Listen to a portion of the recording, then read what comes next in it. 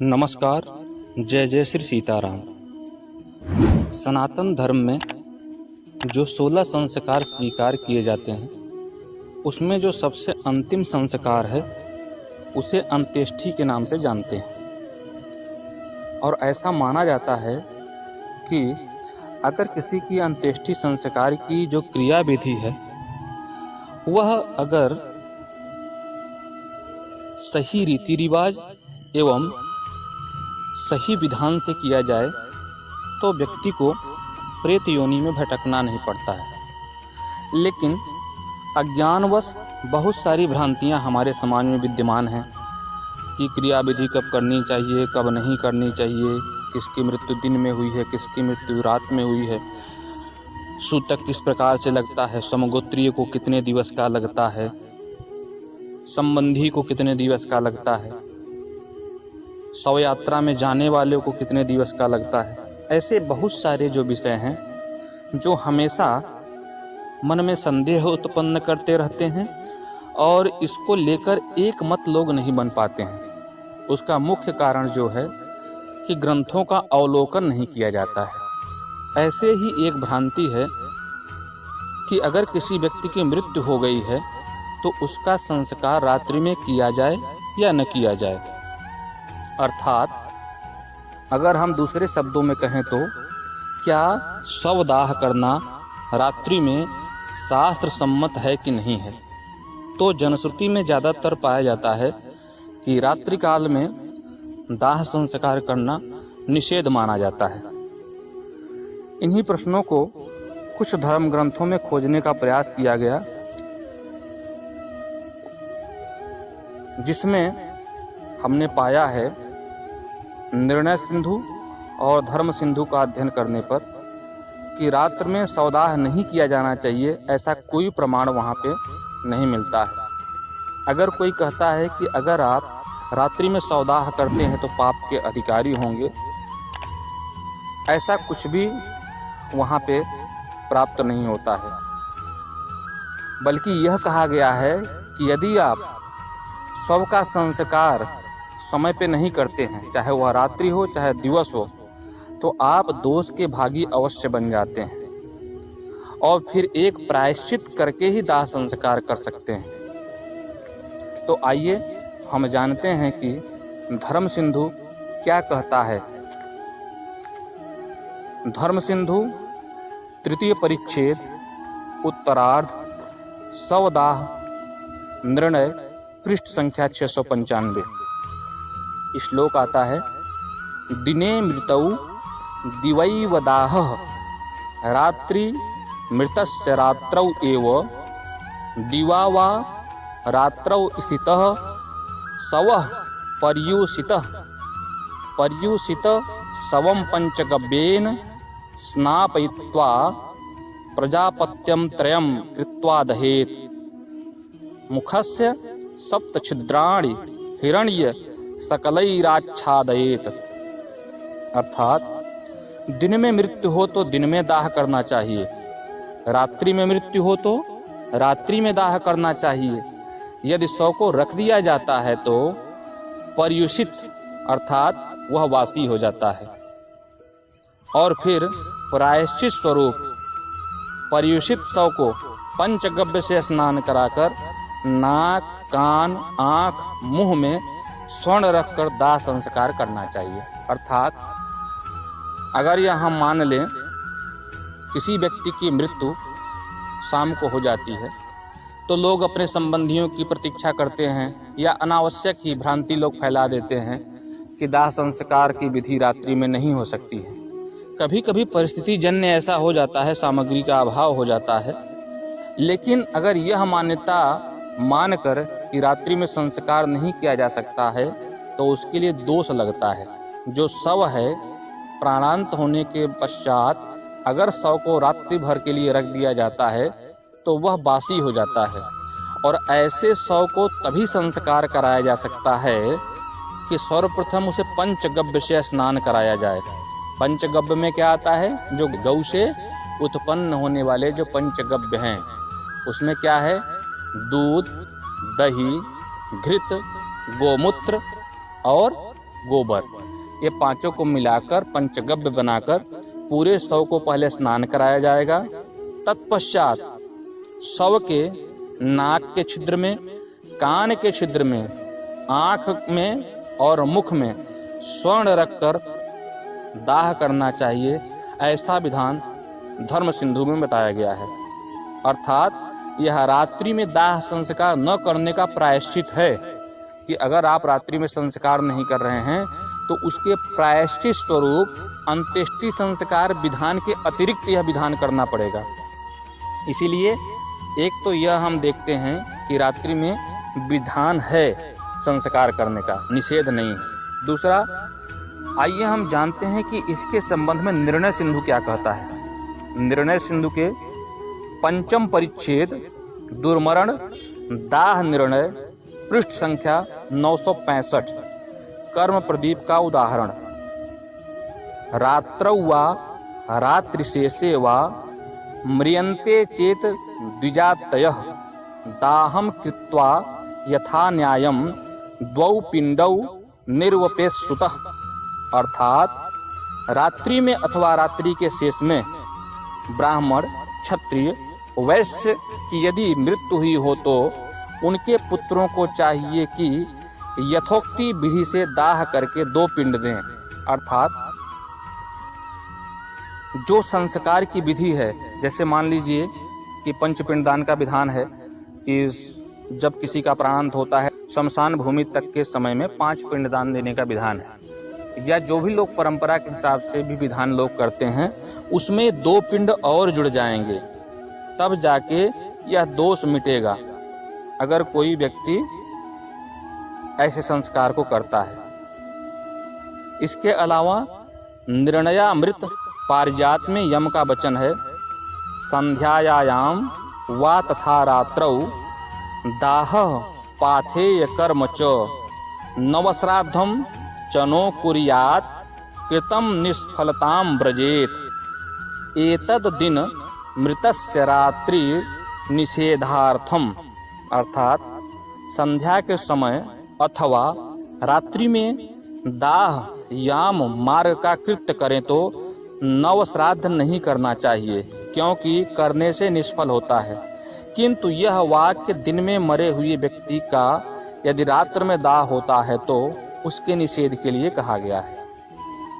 मतलब यदि संध्या के समय अर्थात जब दिन छुप रहा हो और रात्रि प्रवेश कर रही है, निशा के प्रवेश के समय अगर किसी का प्राणांत होता है तो जो संस्कार उसमें किया जाता है उसमें नवश्राद्ध का विधान नहीं करना चाहिए, क्योंकि उसको करने से और न करने से कोई विशेष उसका लाभ नहीं होता, वह निष्फल होता है। कोई विशेष लाभ उससे शव को या उस प्रेत को, उस जीव को प्राप्त नहीं होगा। यह व्यक्ति जो संध्या प्रवेश के समय की बात कर रहे हैं, अर्थात थोड़ा सा दिवस रह रहा है, संध्या का समय है, उसके लिए। इसके अलावा स्कंद पुराण का एक उदाहरण है, यदि रात्रौ दहे तस्य समाप्तिर्य दहनस्य तु परे हनि उदिते सूर्ये कार्या तस्योदक क्रिया दग्धस्य तु न वै कार्या जातु उदक क्रिया रात्रिमितस्य तु तत्रैव संज्ञके। आगे कहा गया है, रात्रौ दग्ध्वा तु पिंडांतम कृत्वा वपन वर्जितम वपनम नेष्यते रात्रौ स्वस्तनि वपनम क्रियेति वपनम तु प्रातः सर्वैः पुत्रैः कार्यम। अर्थात स्कंद पुराण में कहा है कि यदि रात्रि में दाह करें तो उस दाह की समाप्ति अगले दिन सूर्योदय के समय करनी चाहिए, और दाह किए हुए के लिए रात्रि में जलदान कदापि न करें। यह कथन निर्मूल है, क्योंकि रात्रि में जिसका मरण हुआ है उसके लिए वहाँ ही संग्रह के वाक्य के अनुसार यह कहा है कि रात्रि में मुंडन रहित दाह और पिंड करके अगले दिन मुंडन कराना चाहिए, अर्थात मुंडन प्रातः सब पुत्रों को कराना चाहिए। देखिए, लोकाचार में भी और शास्त्रीय विधान में भी आता है कि जब कोई मृतक हो जाता है तो जो भी दशग्रात क्रिया करने वाला व्यक्ति है, जिसको बोलते हैं दाग देने वाला व्यक्ति, ऐसे व्यक्ति को क्षौर कर्म करा के ही संस्कार करना चाहिए। लेकिन अगर रात्रि के समय किसी की मृत्यु हुई है और संस्कार किया जा रहा है रात्रि में, या दिन में भी मृत्यु हुई रात में संस्कार किया जा रहा है, तो उसमें मुंडन कराने के लिए निषेध बताया गया है। देखिए, ये बड़ी वैज्ञानिक पद्धति है, समझने वाली बात है।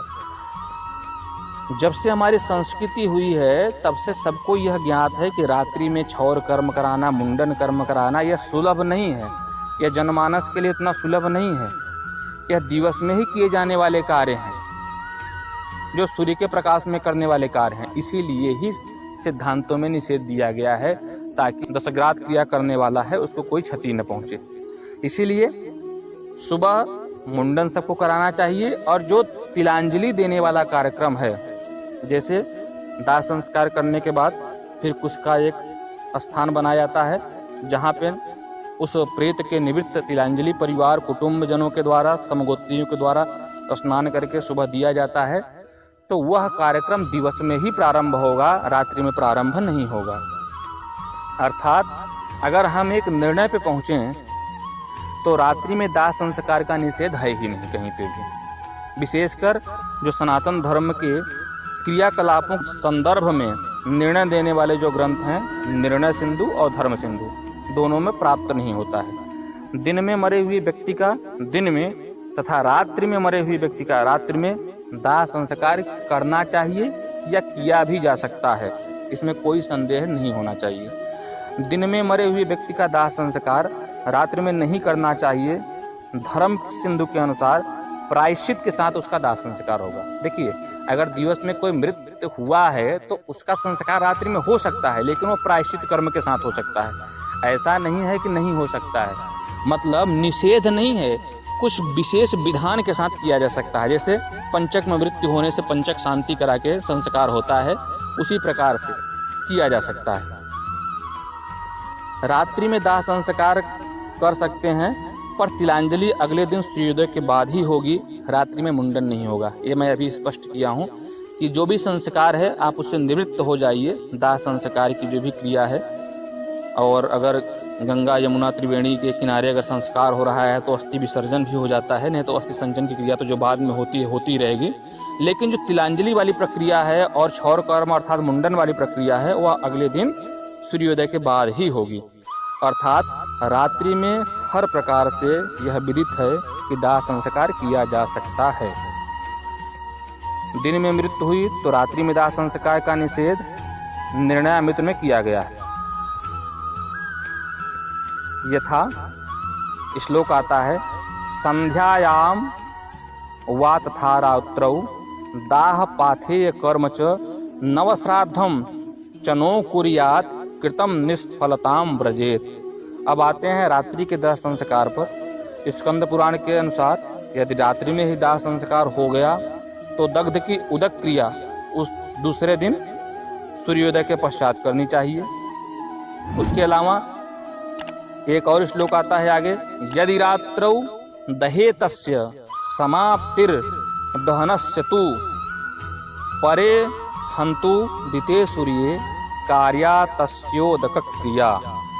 और भी रात्रि दहन के संबंध में कहा गया है कि रात्रि में यदि दाह करें, पिंडांत कर्म करें, पर वपन यानी मुंडन प्रातः करें। रात्रौ दग्ध्वा तु पिंडांतम कृत्वा वपन वर्जितम वपनम नेष्यते रात्रौ स्वस्तनी वपन क्रिया। अतः रात्रि दाह संस्कार किए जा सकते हैं। गांव में जहां रात्रि में मृत्यु हो जाए तो पूरी रात शव को कैसे रखा जा सकता है, क्योंकि तरह तरह के लोगों की भ्रांतियां हैं कि जो व्यक्ति मृत हो गया है उसकी आत्मा भटक रही है, कोई शव के पास रहना नहीं चाहता है। अगर शव को अकेले छोड़ दें तो उसको कोई विच्छिन्न कर सकते हैं जीव। अगर कोई पास बैठता है तो बाद में उसके मन में संदेह बना रहता है कि कहीं अमुक व्यक्ति की जो आत्मा है, प्रेत आत्मा है, वो मेरे शरीर को कहीं वर्ण न कर ले कि बाद में उसके प्रभाव में मैं विचलित रहूं। ऐसे बहुत सारी समस्याएं होती हैं, बच्चों के अंदर भय न उत्पन्न हो जाए। साथ ही साथ जब तक संस्कार नहीं होता है तो परिवार के सदस्य भी उस व्यक्ति जो कि मृत हो गया है उसके लोभ में उसके प्रेम में बहुत दुखी रहते हैं। जब तक वह मृतक का शरीर घर में रहेगा, सब लोग उसको लेकर दुखी रहेंगे। इसीलिए सारे क्रियाकलापों में विलंब किया जाता है, लेकिन आप लोगों ने भी देखा होगा कि सबसे अधिक शीघ्रता किया जाता है अंत्येष्टि संस्कार का, ताकि जो यह पार्थिव है इसकी गति कर दी जाए, संस्कार कर दिया जाए, ताकि जो भी दुखी परिवार है, शोक संतप्त परिवार है, उसको थोड़ा सा धैर्य मिले और धैर्य धारण करने की भावना आए और आगे के क्रियाकलाप की तरफ वो अपने ध्यान को केंद्रित कर सके। स्मृत रत्नावली का वचन है कि यदि शव रात में घर पर रह जाए तो पुत्र को चाहिए कि वह 3 कृच्छ प्रायश्चित करके तत्पश्चात ही दाह संस्कार करे। श्लोक आता है, शवम रात्र्युस सितम चेत्वीन कृच्छान कृत्वा दहेस्तुतः। अतः जो इतनी हमने चर्चाएं की हैं, इससे एकदम स्पष्ट होता है कि किसी भी मृतक का संस्कार दिन में भी किया जा सकता है, रात्रि में भी किया जा सकता है। इसका कहीं निषेध प्राप्त नहीं होता है। जो कुछ धर्म ग्रंथों में हमने अध्ययन किया और विद्वानों के द्वारा चर्चा किया या जो विद्वानों ने मार्गदर्शन किया, वो यही आधार था उनका भी अध्ययन करने का। तो इस प्रकार से हम यह पाते हैं कि मृतक व्यक्ति का संस्कार रात्रि में भी किया जा सकता है, दिन में भी किया जा सकता है। जो कुछ विशेष विधान बता दिए गए हैं उसको ध्यान में रख के ही किया जाना चाहिए, ताकि जो भी संस्कार है उस संस्कार का सही परिणाम और सही फल उस मृतक को, उस प्रेत को प्राप्त हो, ताकि सटीकता के साथ किए गए कार्य के द्वारा उसकी अच्छी गति हो और सुलभता से प्रेतत्व की निवृत्ति प्राप्त हो, वह पितृ पंक्ति में प्रवेश प्राप्त कर सके और देवतुल्य जीवन उसका फिर से जो अगला जीवन है वह देवतुल्य बन सके।